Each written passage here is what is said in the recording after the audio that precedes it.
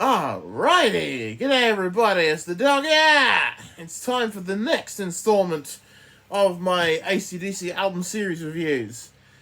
Gonna make it a little different. We're gonna go what is next, or what is chronologically next anyway. We're going with the first of the live albums in AC/DC's collection. This is from 1977. It is, of course, live from the Atlantic Studios in New York City, of course. Originally, this was released in mid-1978 exclusively to American radio stations, and it had been counterfeited and pirated many, many times before it eventually got an official release in the Bonfire box set in 1997. This is what the CD is from, of course. There's about 8 songs on this album, covering pretty much from the band's first couple of albums. Well, except for the Australian High Voltage. And, of course, we open with Livewire, and we have other songs like Problem Child and High Voltage, Hell Ain't a Bad Place to Be, and Doggy Dog. This particular performance is probably the only one that I'm aware of, in its entirety, to feature the original clean lyrics of the Jack, mainly because they were being broadcasted on radio. There was no way they could sing the inappropriate lyrics, although some radio recordings do have Bond singing those lyrics. And of course the show also concludes with Whole Lotta Rosie and Rocker as well.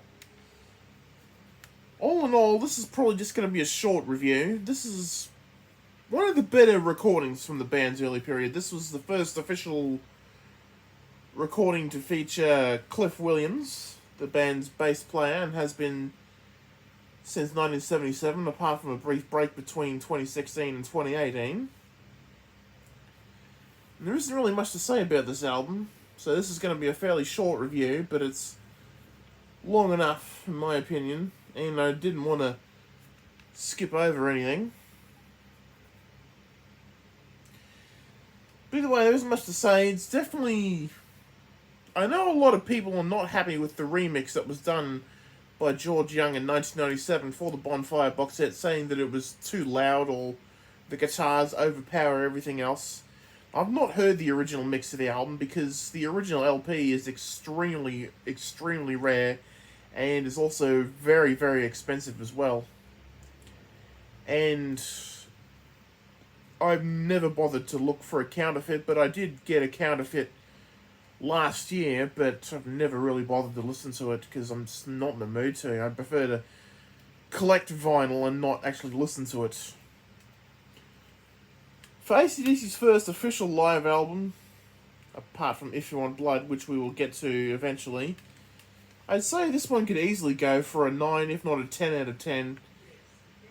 Just basically the band performing in a recording studio to a small audience.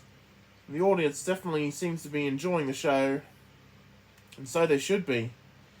But either way, that's just the review for this one. It's fairly short, just under 4 minutes.